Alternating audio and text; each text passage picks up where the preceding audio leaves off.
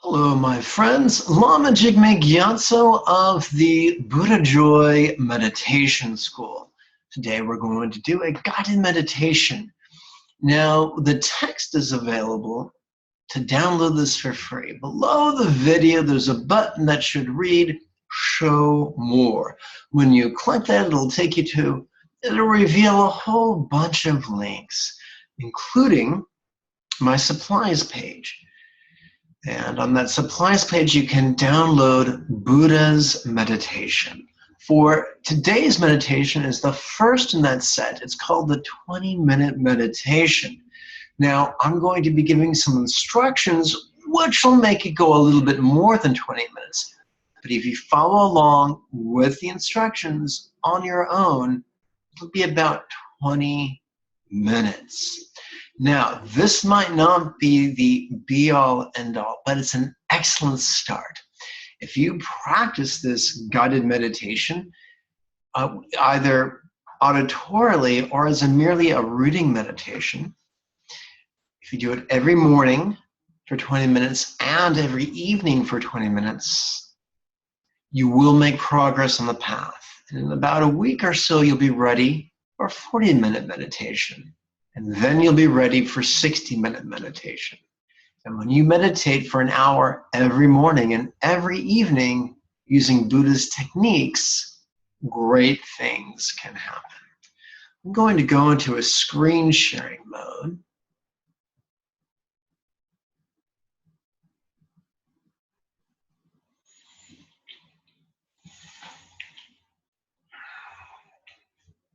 And as we read together, this is the first week's homework.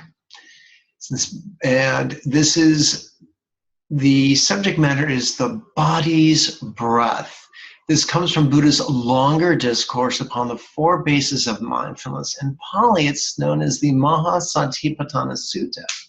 What are the four bases? They are body, sensations, mind, and phenomena. The first base is body.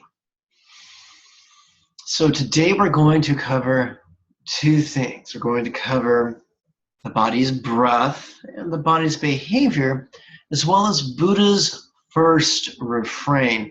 Just as when you listen to a song, there are verses and refrains.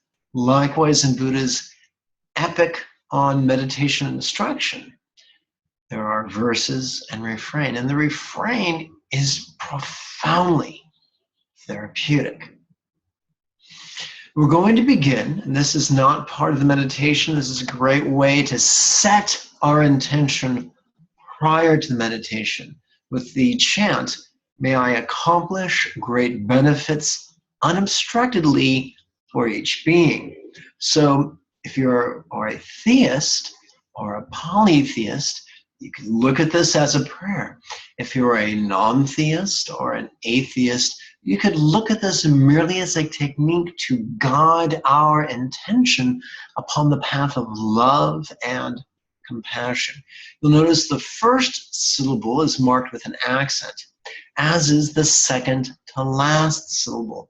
This is what I like to call the bookend chant. And you can put your hands in the prayer position if you're a theist, and I call it a puckered palm position. Or as a non-theist or an atheist, this is a wonderful way of gathering our subtle channel energies within our subtle channels, as is taught in various Eastern health modalities, such as acupuncture. So let's chant now. The first time might seem weird, but if you do this twice a day, every day, within a week, it'll seem like old hat. May I accomplish great benefits unobstructedly for each being. May I accomplish great benefits unobstructedly for each being. Well, that's weird. Let's fix that bad boy. All right, and let's continue. The refrain is also divided up between core and verse. The first core practice A, is a great way of strengthening both our insight and our spontaneity. So if you have a mala, whether it is a necklace mala or a wrist mala, I recommend you count that mala upon your right index finger. I'm sorry, your right little finger. If you don't have a mala but would like one, I recommend purchasing one through Amazon.com, specifically through the website. So scroll down like I told you before, find the button that reads Show More, and it will guide you to the specific link. So right little finger to its thumb, each hand palm up upon its knee. We're not slouching forward. We're sitting up as tall as we can. If sitting up is uncomfortable for you, don't worry, you'll get good at it. And of course, the bridge pose in yoga can be an excellent way to strengthen our muscles that help us to sit up. Also, so can Tibetan style bowing. Wonderful exercise for those who wish to have a stronger front core as well as rear core. But we'll explore that more in a different video. So let us practice or perform the essential practice. On the in-breath, we silently and mentally recite the rhetorical question, what notice? On the out-breath, we silently and mentally recite, relaxing. These are rhetorical questions. It is not our job to answer these questions, but to merely ask them and then relax to the best of our ability in harmony with our breath. To the right, you'll see that there's an X, an apostrophe, an S, and that numeral 3, which means let's do this for 3 breaths. My breaths will probably be quicker than your breaths because I'm talking. What notice? Relaxing.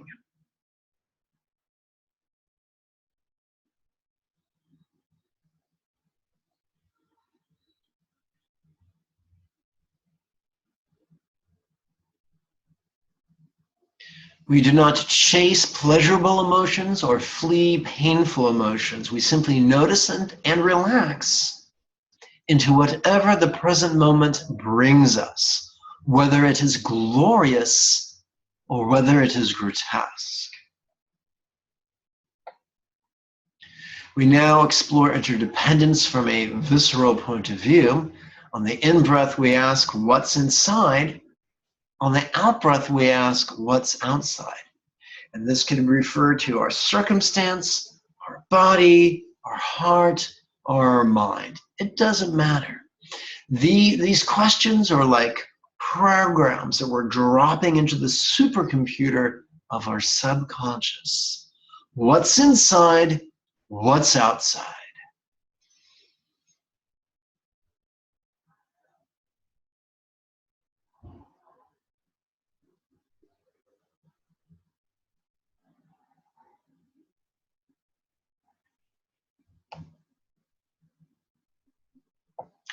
We return to the essential practice. This is the exercise we do most frequently. It's the essential practice is typically a 3-syllable question on the in-breath and a 3-syllable intention on the out-breath. However, if you do this for 40 minutes or for 60 minutes, eventually 3 syllables will feel impossible. And at that point, we'll revert to the 1-syllable version, which is this, ease. But right now, for a 20-minute meditation, 3 syllables is easy peasy lemon squeezy. What notice? Relaxing.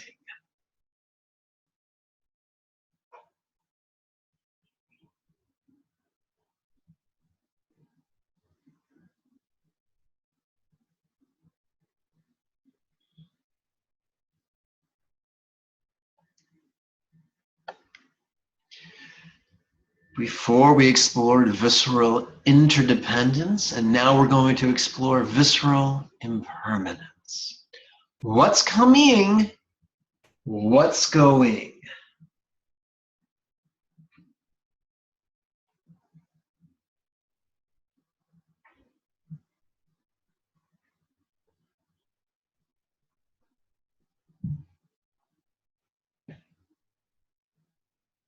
We conclude this portion with what notice, relaxing. All these core practices contain 5 exercises, and 3 out of 5 are the essential practice. What notice, relaxing.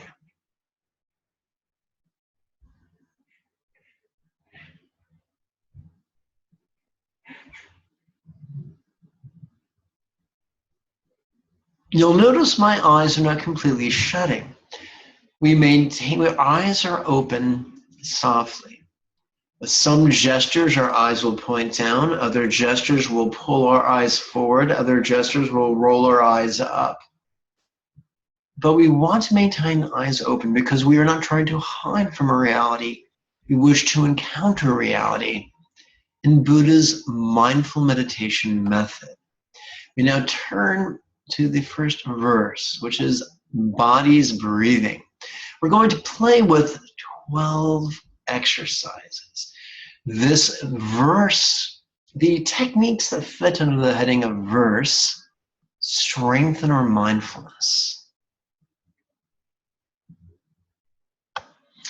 In gold or in highlight, we see new instructions. Although we continue to count our mala upon our right little finger, our left little finger now touches its thumb. And both hands are rest gently upon our knees. We continue with rhetorical questions. Rhetorical questions, 2 types of questions, my friend. Hard-ass questions that require an answer, and lazy bastard questions that don't. Welcome to the slovenly path to enlightenment. How deep breath? Relaxing. This is not, we're not trying to see how deeply we can breathe. We're simply noticing how deeply we're spontaneously breathing. Remember, this is not a breathing exercise. This is a mindfulness exercise. How deep breath? Relaxing.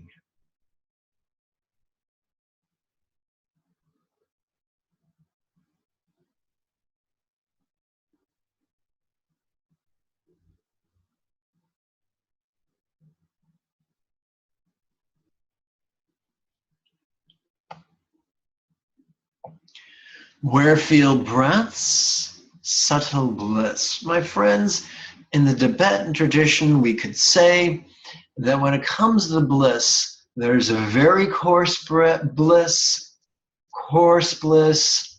bliss, subtle bliss, and very subtle bliss.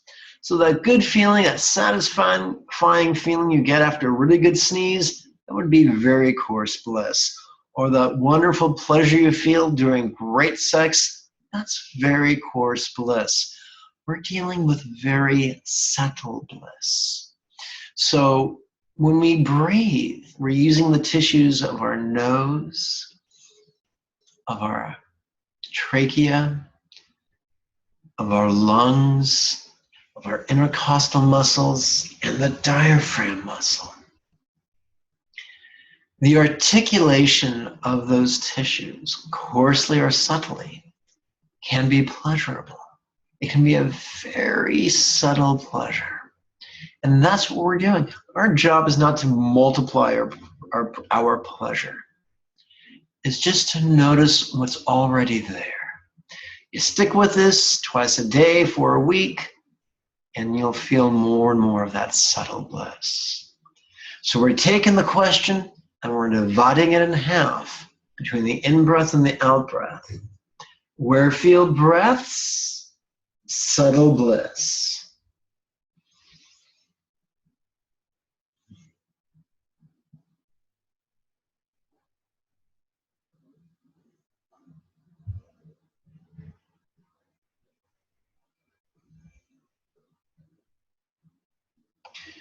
For the third exercise, we repeat the exercise at the top of the page. How deep breath, relaxing.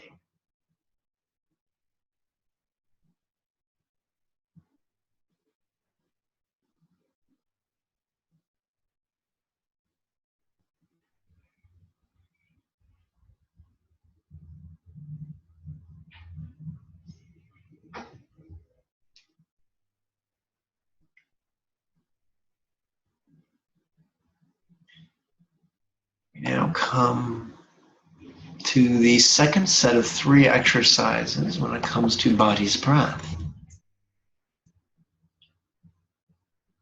Although today I've written them out as 5 exercises for the sake of simplicity. One of my teachers used to insist that a smile is only authentic if it starts at the lips, passes through the apples of the cheeks, and like a bird, perches upon the crow's feet of the eyes. So for 3 breaths, let's play with grin with lips to this breath. Job is simply to participate in the silent mental recitation of these words in harmony with our breathing. Let's do that now. Grin with lips to this breath.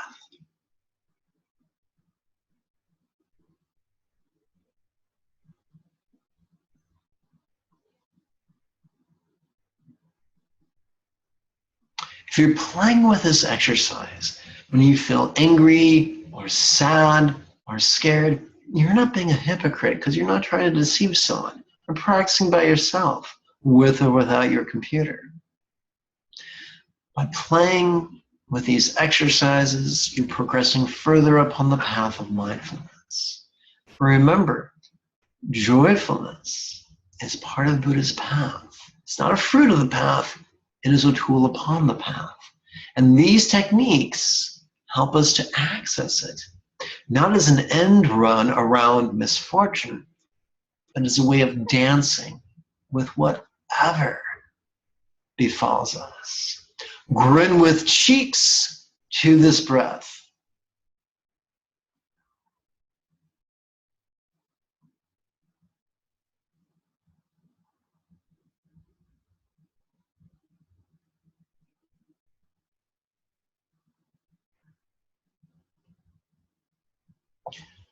Grin with eyes to this breath. So here's the trick. When you're playing with your smile, your awareness goes from your philtrum out to the corners of your mouth. You're playing with your cheeks, your awareness follows the apples of your cheeks from the inner point down and out and up. And with your eyes, you're following your eye sockets out and up and in, just like this. Grin with eyes to this breath.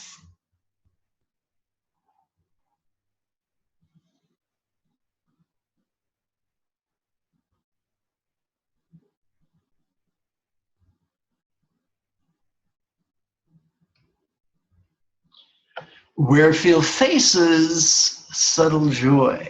And yes, there is a connection between our face and our feelings. Don't take my word for it. Explore these exercises. Where feel faces, subtle joy.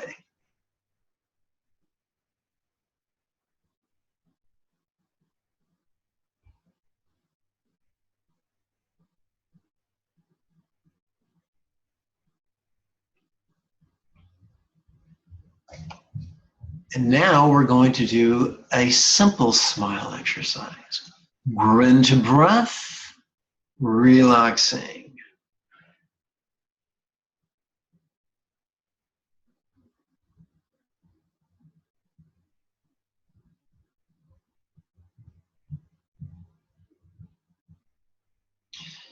These exercises, these 8 exercises are contrived mindfulness, which supports us during spontaneous mindfulness. kind of like a jazz musician might spend hours playing scales every day, but that contrivance of those drills support his spontaneity when he goes on stage and jams.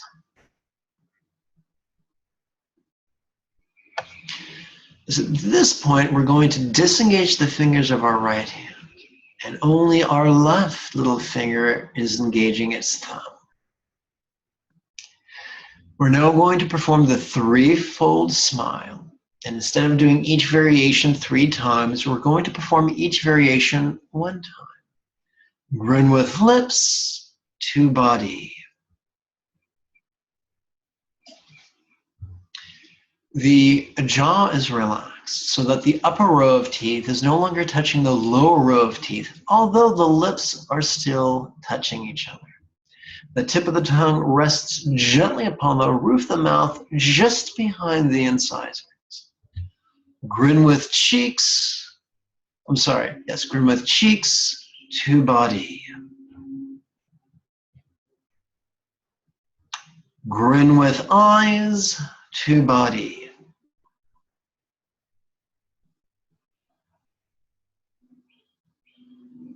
If you're going to go to a park, how lame would it be to close your eyes and miss all those interesting sights? Keep them open, use a soft gaze, and you'll get more out of it. Where feel subtle contentment.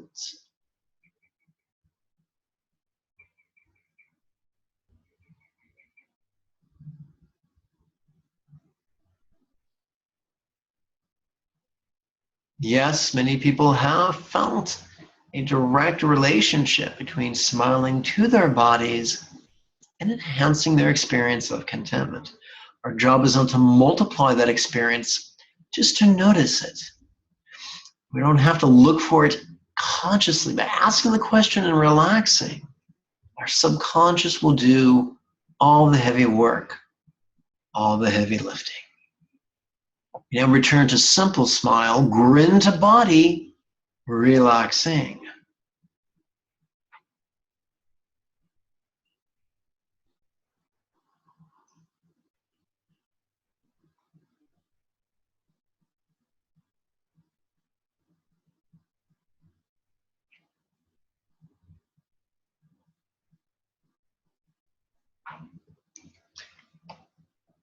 We continue to the third of 4 sets.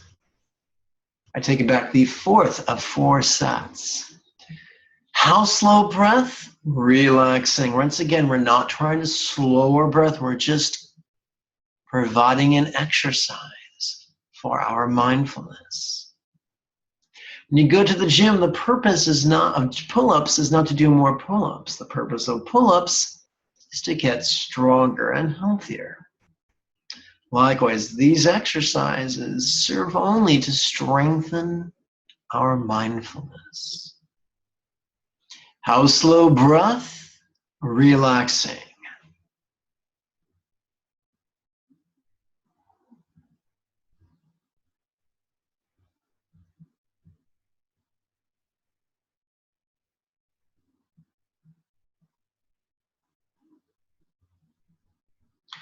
Where feel subtle tranquility.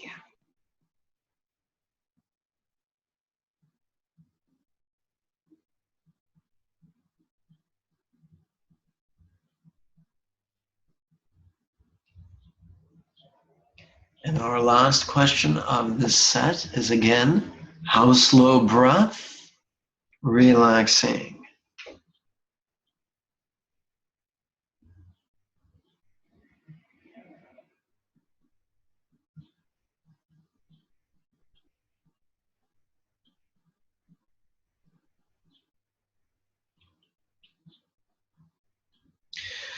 There are many ways, there are many approaches to Buddha's meditation manual. Most of them tend to be fundamentalism.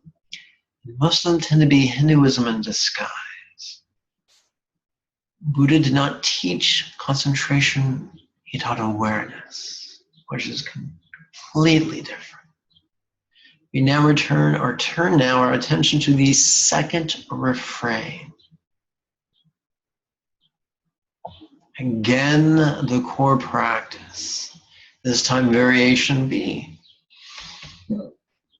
Now, the highlighted instructions infer that we are to release our left little finger and thumb, turn our attention to our right hand, and touch our right ring finger to its thumb.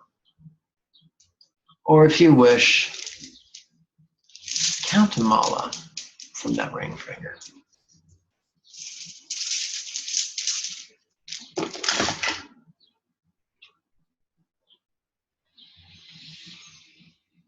But in this text, we are taught there are 4 elements. There are 3 variations of each element, or modes of each element, for a total of 12 permutations, which can access a different archetypical energy within our minds.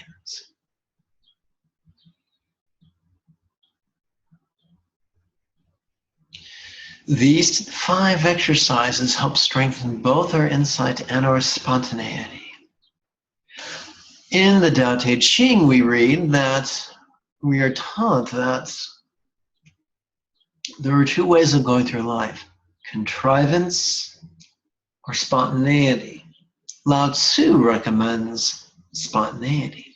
But there are 2 ways of being spontaneous. Our spontaneity can be rooted in chaos, which is like the good idea you get after your 5th shot of tequila. Or your spontaneity can be rooted in centeredness, which is like that really good idea you get after 59 minutes of meditation. How then do we center our spontaneity? By practicing Buddha's techniques of mindfulness and insight. That is why the Mahasatipatthana Sutta claims to be a complete system, wherein we do not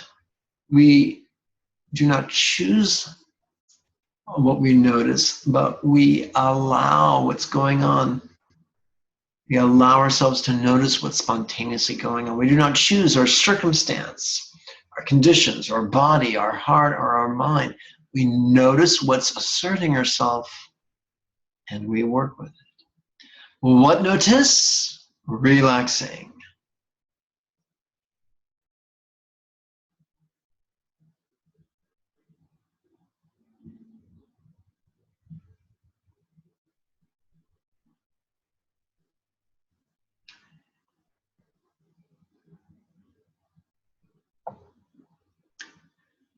How could this not be independent? What's this? That's the pronoun we use for whatever's going on, whether it's with our conditions or our body or heart or our mind. How could this not be independent? If you want to learn about how things depend upon each other, stack up some dominoes, knock over the first one, watch what happens. That's interdependence.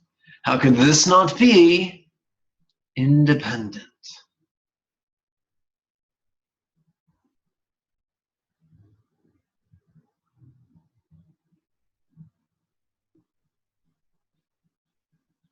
You might say, why were you using the negative? Why don't we use the positive? And the answer is, that was already explored in variation A, and this is variation B.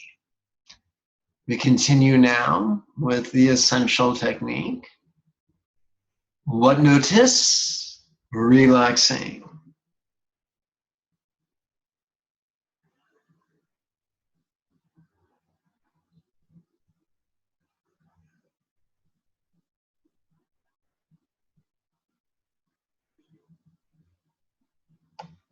How could this not be permanent?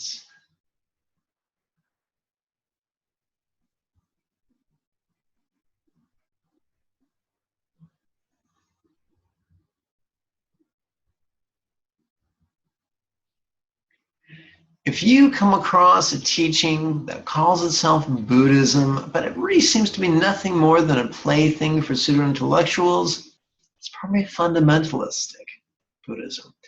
When you come across teachings that claim to be Buddhist, and they're trenchant, and they're visceral, and they're earthy, and they can be used by anybody, that's probably the liberal side of Buddhism.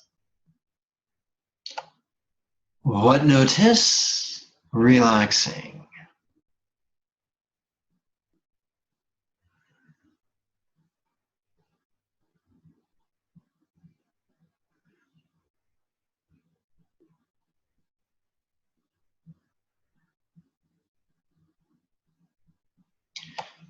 We now turn our attention to body's behavior, which is a very brief set of 3 exercises.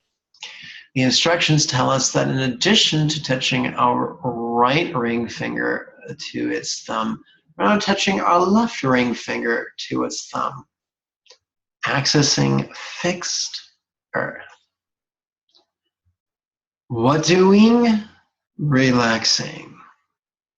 And yes, Lama Jigme's contemplative notation is where good grammar goes to die. What doing? Relaxing.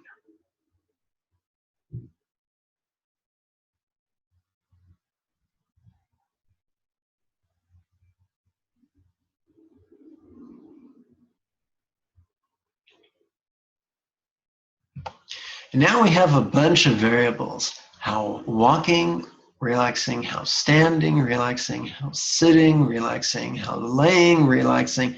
There's even a blank space, so you can put whatever you're doing in there.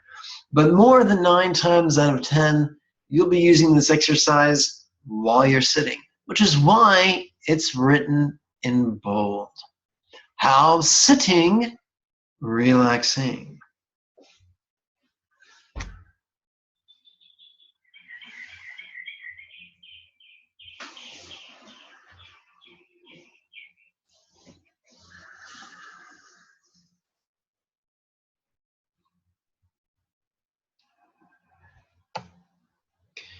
Now we reach back to the previous verses set of exercises. Grin to body, relaxing.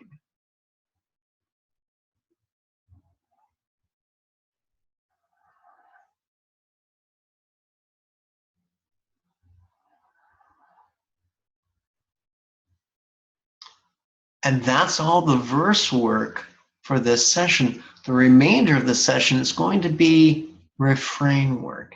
The most used of Buddha's contemplations. Why are they the most used?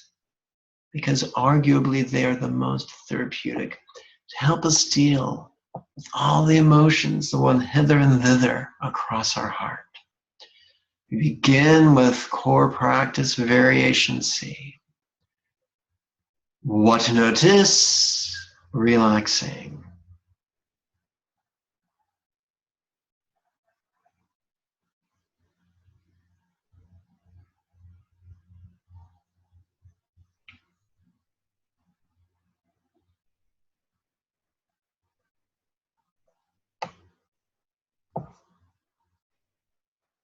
How could this be empty of anything independent to grasp? What's the opposite of empty? Full. What's the opposite of independent? Dependent. So whatever it is we're noticing is full of dependence, then it is empty of the opposite.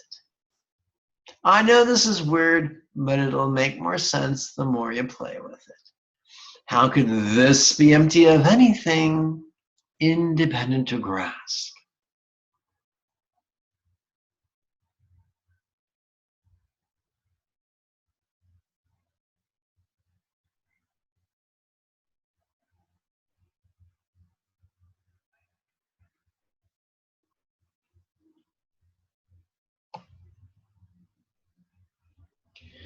We return to the essential practice. What to notice? Relaxing.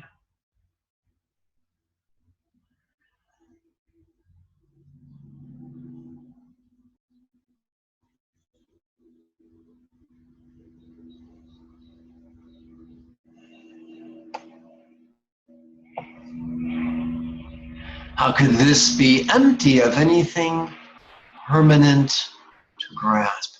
So if something is full of change, whether rapid or gradual, then it's empty of permanence.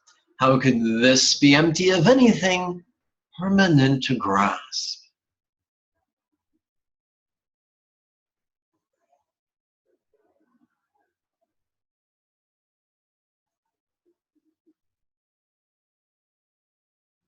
One of my teachers was in the habit of saying, today's sorrow gives way to tomorrow's joy. Aren't you glad for change? And again, the essential practice, what notice? Relaxing. And of course, you may notice in the bottom right-hand corner of the screen is a slideshow with a bunch of contemplative art. It's part of my fiendishly diabolical plan to turn you into a meditation master.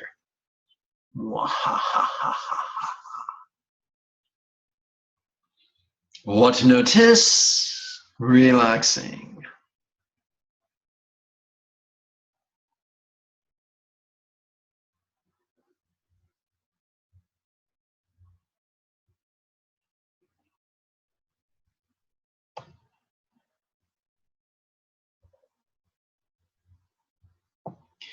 We come now to the 5 hindrances, concise, in a future lesson where we will explore their extensive incarnation. And this helps us to explore our shadow aspect. Carl Gustav Jung taught that the key to overcoming our shadow aspect was to be aware of it. This is a set of 5 mindfulness exercises for those who are not faint of heart. Because Buddha's path ain't for pussies. You can feel all the fear that's there, just don't obey it. We are now going to disengage our right ring finger from its thumb and engage only our left ring finger to its thumb. Any type of pulling energy, pulling emotion, we're going to call that craving or greed. Fundamentalism, we tend to judge our emotions and repress our emotions or chase after them. In liberalism, we do not repress our emotions. We do not condemn our emotions. We notice them, we relax into them, we dance with them, whether they're pleasurable or whether they're painful. Where feel greed? Relaxing. Consider, if you will, an apple. Bite into it and you'll notice a seed.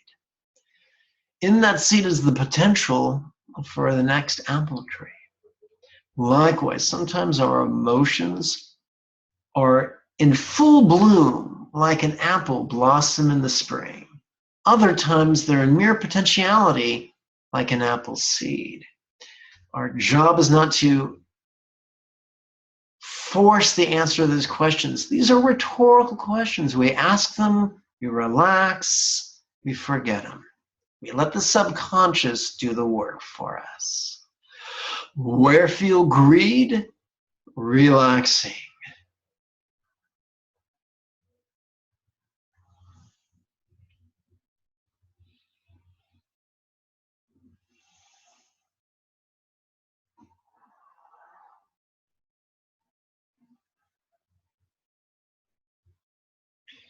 Anytime we have a pushing energy, we call that anger. We call that hate. Maybe coarse hate, I want to kill you. Maybe subtle hate, meh.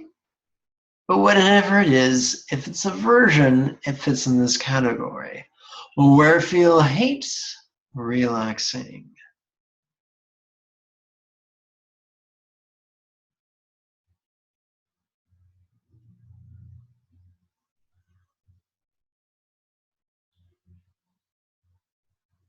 Oh yeah, Buddha did not mess around.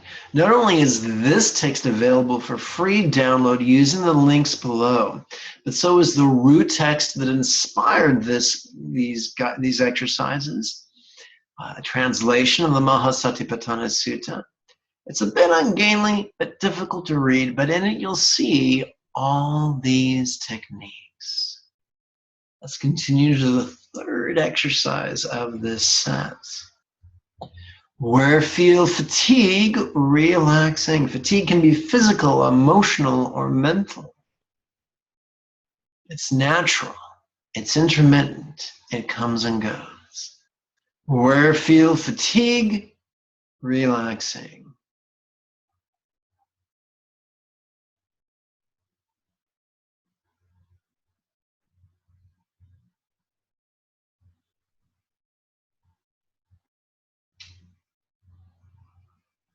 We are all aware that drinking and driving kills, but so does sleeping and driving. And it's important to be aware of how fatigued we are or are not. If you're fatigued, pull off the highway to a rest stop, catch 40 winks. So mindfulness is not only good for your intellectual and emotional well-being, it can make you a safer driver. Where feel fatigue, relaxing.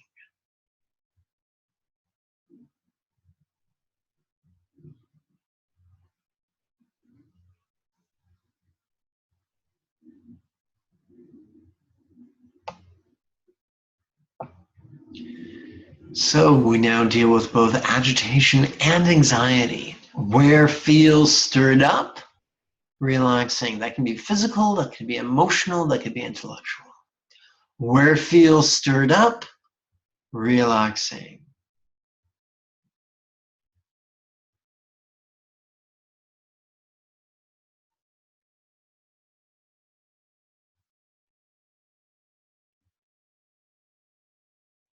These are rhetorical. It's not our job to answer them. Merely ask them in harmony with the in-breath. Relax as best you can in harmony with the out-breath, and you shall make progress upon Buddha's path. Cognitive dissonance is not just for lobbyists. Where feel conflicted, relaxing.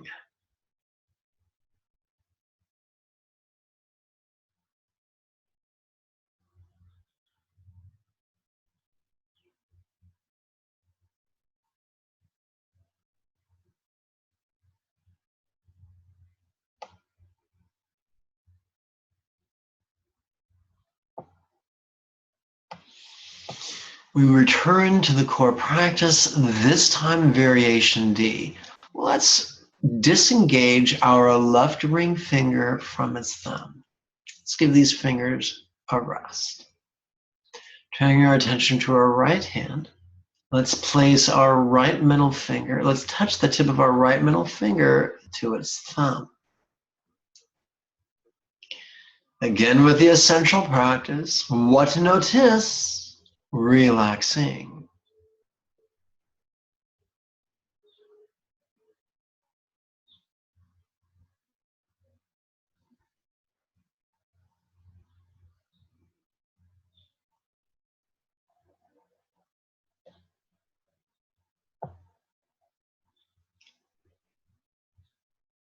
Mahayana, we talk of jealousy.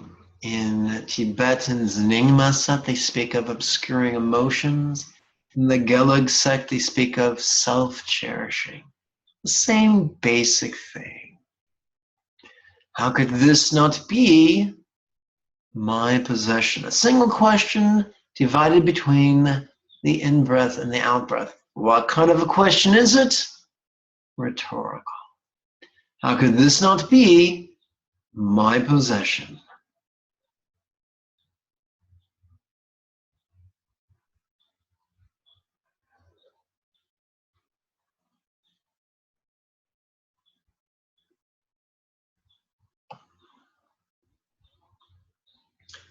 We return now to the essential practice. What notice?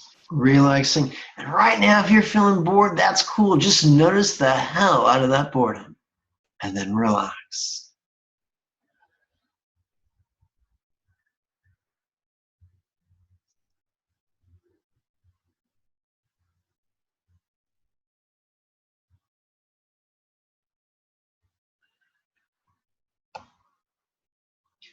Pride's antidote, the Mahayana call it pride.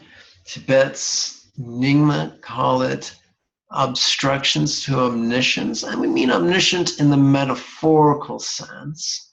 For instance, viscerally realizing the ultimate nature of all beings, things, and phenomena is not the same as creating a longer lasting light bulb.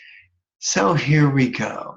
How could this not be my identity?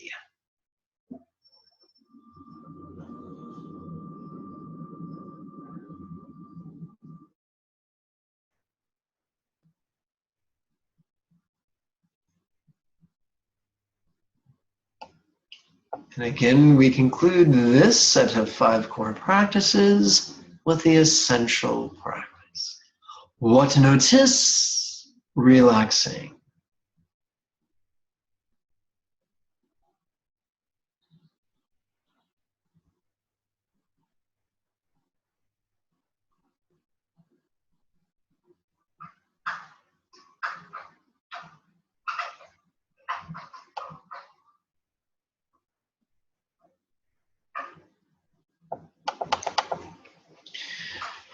Having completed the core practice, we jump back into another set of 5 exercises from the refrain.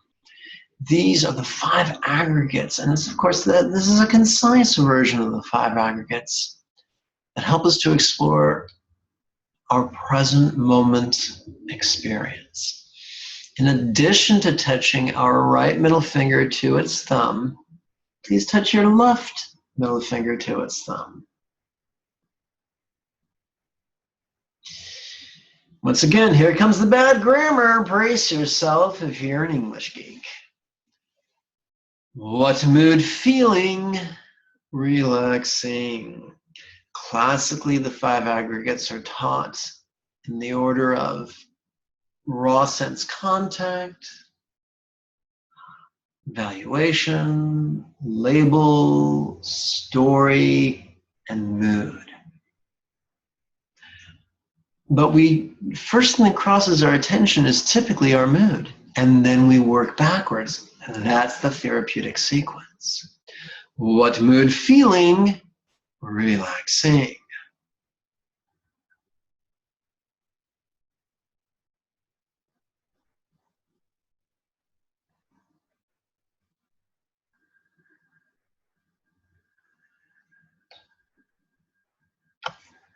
What storytelling? Relaxing.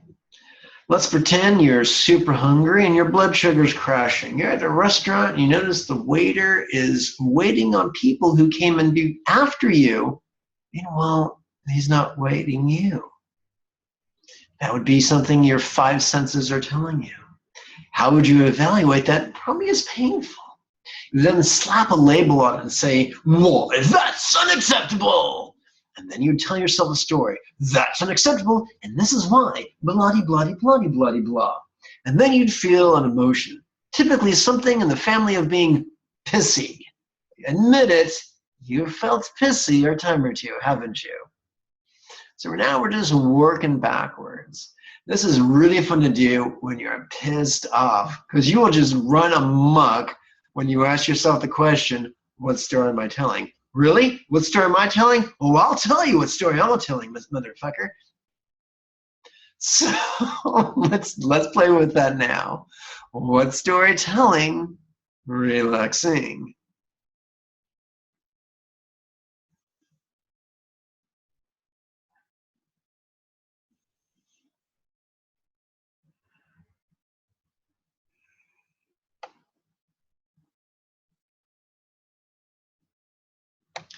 What label using? Relaxing. For instance, we've determined if something is pleasurable or painful or neither. We slap a label on it, kind of like, this sucks. That's my label. Okay, what label using? Relaxing.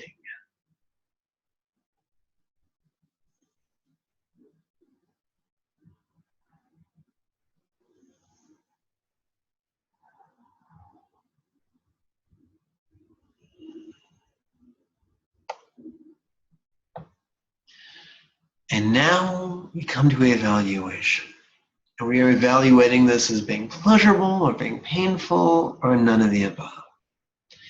We're taking the question, dividing it between the in-breath and the out-breath. Pleasure, pain, or neither.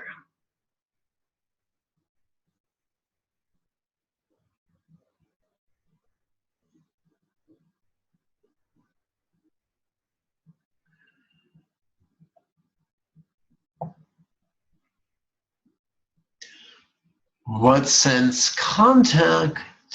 Relaxing. So for instance, we're engaging some phenomena. How are we doing it? Are we using our body?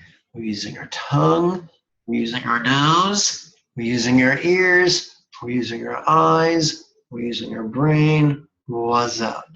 We'll explore this in greater depth in about 5 minutes. What sense contact? Relaxing.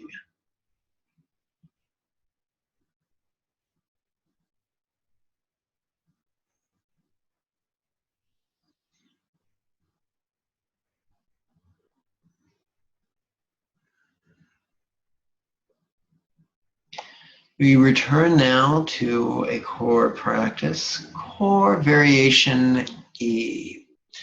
At this point, we disengage the fingers of our right hand, and we're left with just our left middle finger touching its thumb. What to notice? Relaxing.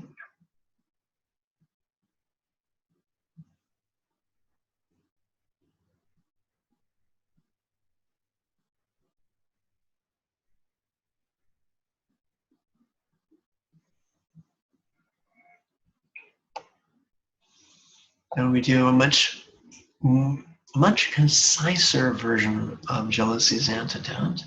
How could this not be mine?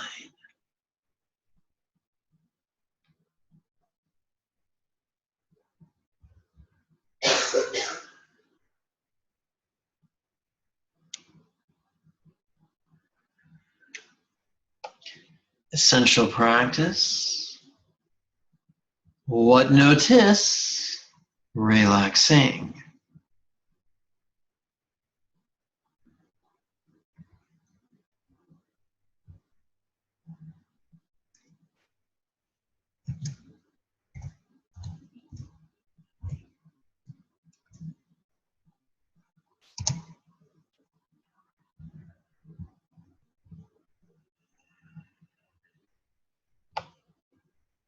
How could this not be me? I'm not asking you to believe nothing.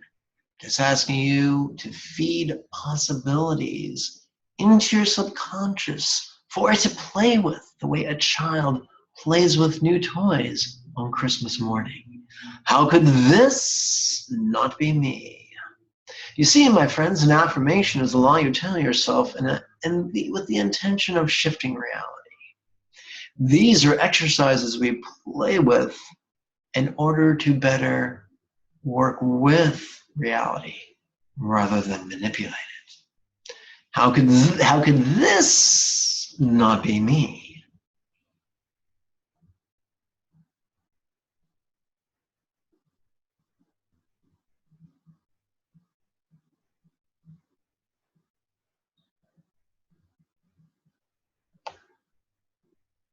What to notice? Relaxing.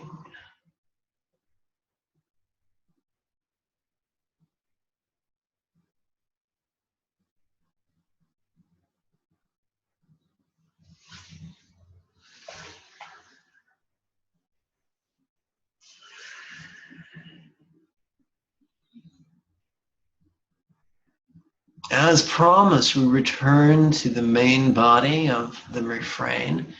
Play with the 6 sense spheres, concise of course. that we might answer the musical question, how does sense contact work? And the answer is very well. Thanks for asking. Please take a moment to disengage the fingers from your left hand. Please now touch your right index finger to its thumb. We've worked from the little to the ring to the middle, and then we come to index, which means we're 3/4 done. All right.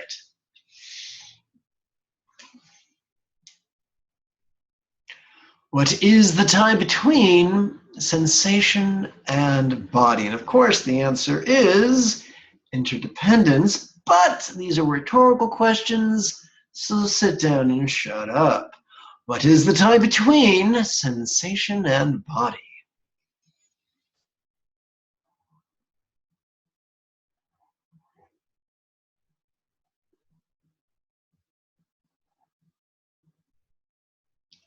Any neurologist can tell you that our perceptions are not reality. They're merely our subjective experience of reality.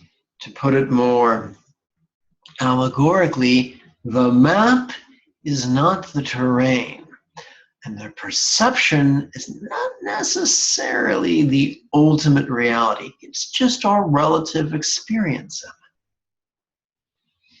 I can't tell you how many fights can be mitigated by merely saying, I don't know what you intended, but this is how it felt to me. That's much easier to hear than, you did this, you meant that, oh, how you suck. We all are good at being defensive bastards. We don't need any help to be a defensive prick. I got news for you. We are scholars on the subject. So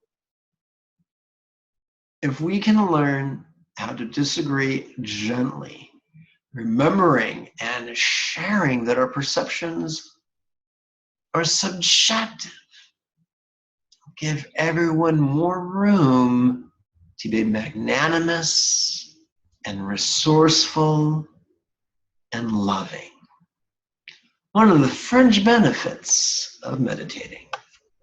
What is the tie between flavor and tongue? Two people can taste cilantro in two different ways. One person might find it to be a flavorful condiment. Another might find it to taste of soap. It's the same foodstuff, but in different bodies. What is the tie between flavor and tongue?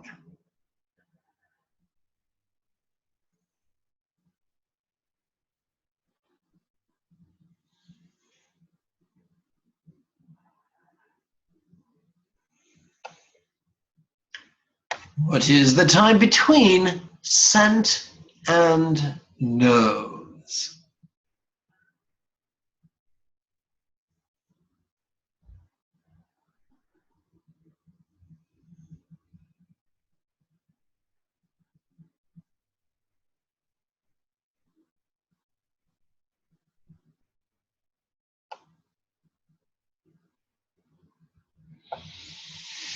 What is the tie between sound and ears? Now, this might seem like a great big galactic no duh, but this is a wonderful workout for our mindfulness, to stop taking for granted the certainty with which we ice skate through life.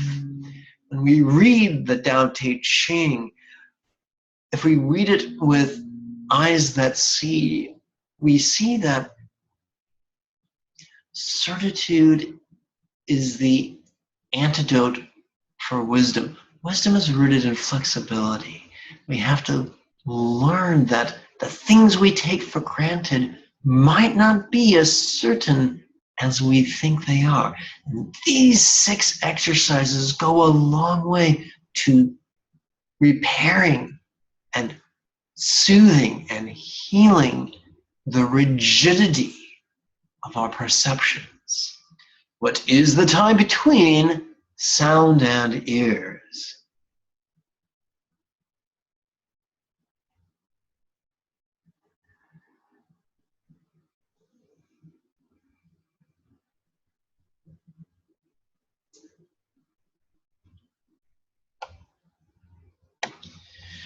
This is explored a little bit in last Sunday's version of This Week Tonight with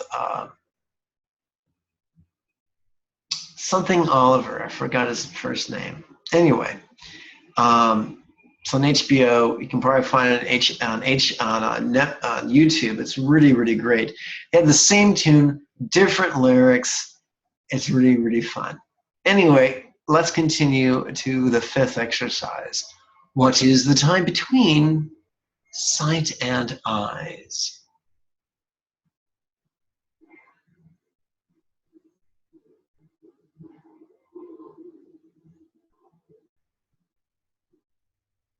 And speaking of eyes, you may have noticed that when you were touching your pinky finger or your little finger, your eyes were looking very much down.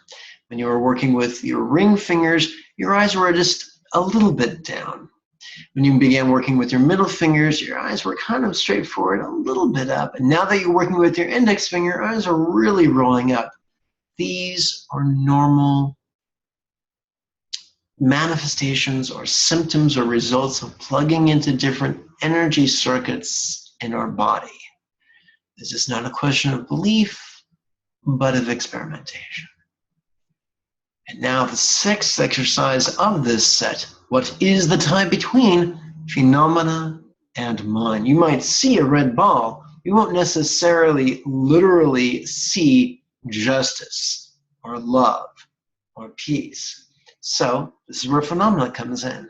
What is the time between phenomena and mind?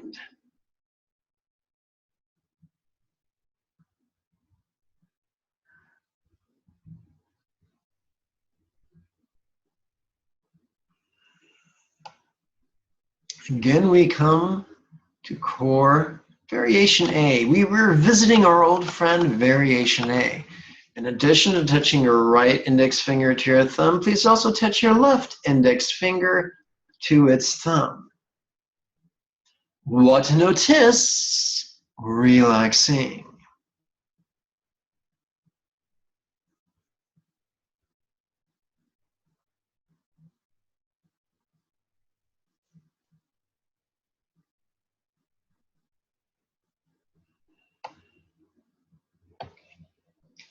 What's inside? What's outside?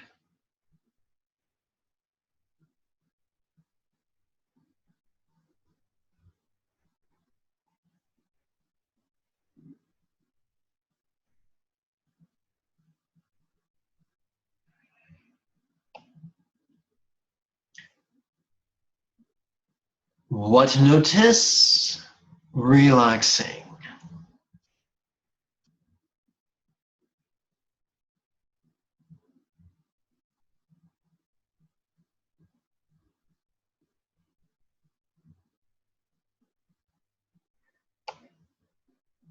What's coming? What's going?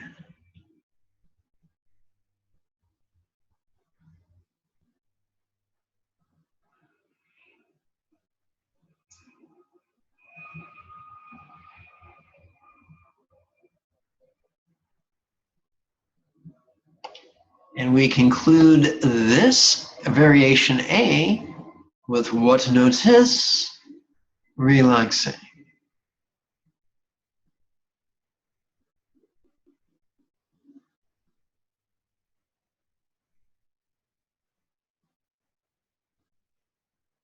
In time, you will accidentally memorize all these techniques, and then you'll take your meditation to a deeper level. We turn our attention now to the last set of 7 exercises. Remember the 5 hindrances where we looked at some really negative stuff? We looked at our shadow aspect. Now we're going to do the opposite. A peek into what some would call our Buddha nature. We're going to take questions and divide them between the in-breath and the out-breath. We're feeling mindfulness.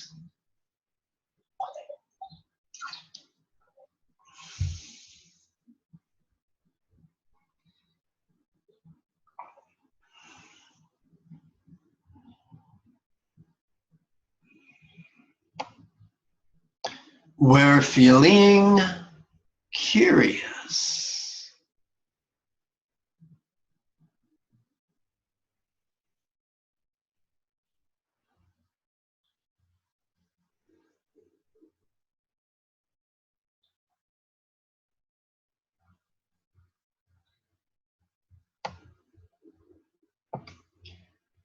We're feeling energy.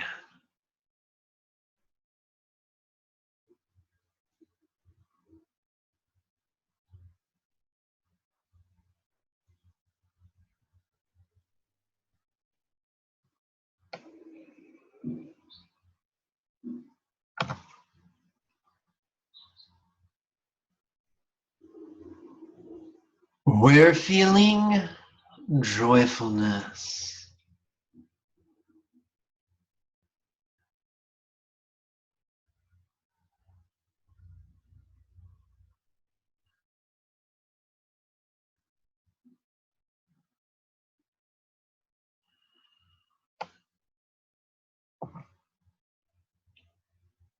We're feeling quite tranquil.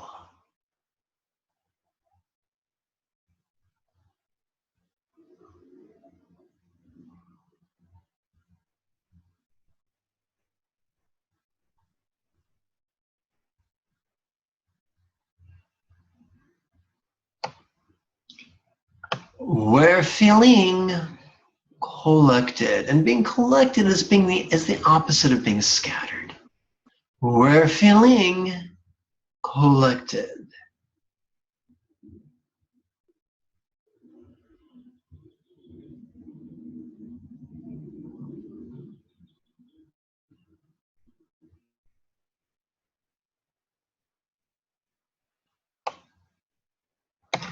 We're feeling quite balanced.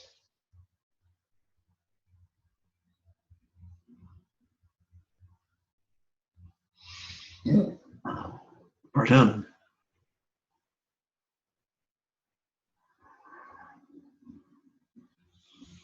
This brings us to the last set of 5 exercises for the session. Core practice variation B. Please disengage the fingers of your right hand. Give those bad boys a break. Continue to touch your right index finger to its thumb. What to notice? Relaxing.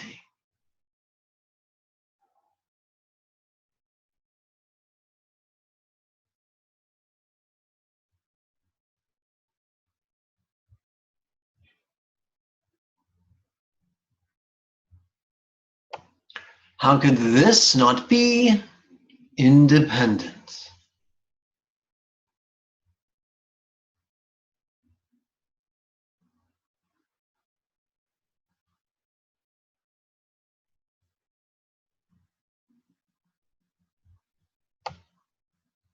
We scroll down. What to notice? Relaxing.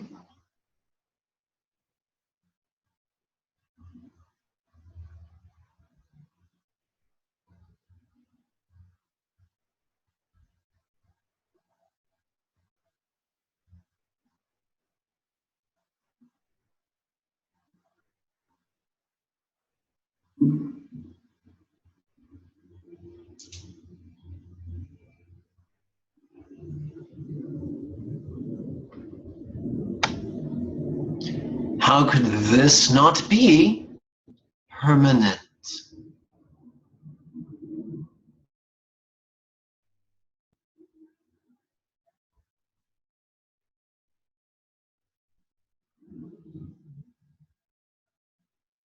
Our last exercise of this entire guided meditation. What to notice? Relaxing.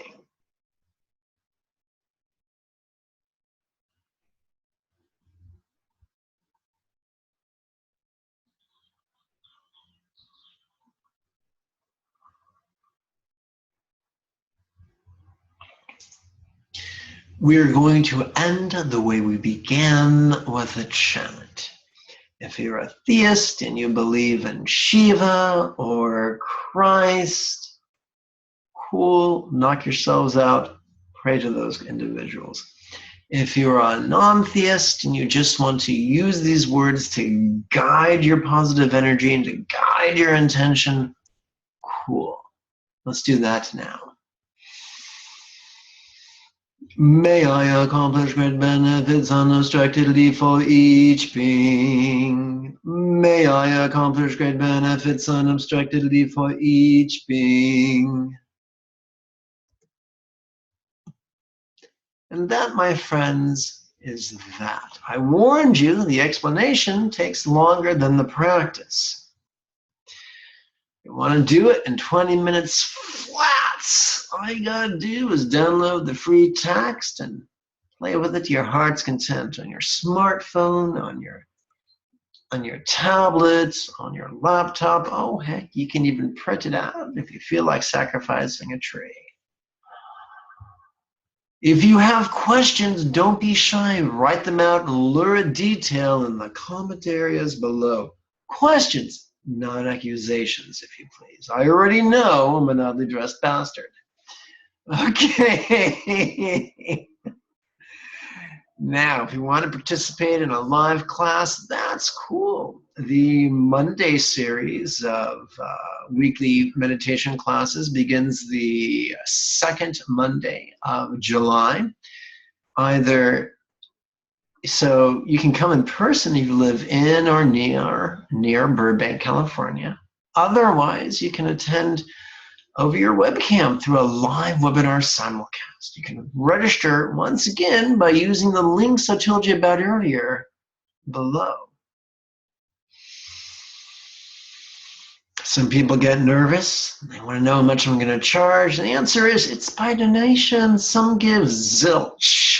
Some give as much as they would spend for a yoga class, and others give as much as they would spend during a night on the town. It's a question that depends upon your means and upon your intention. All I care about is three things. Come to class 5 minutes early. Be respectful of your fellow students and do your damn homework. My friends, may you and yours be healthy and happy. Good night.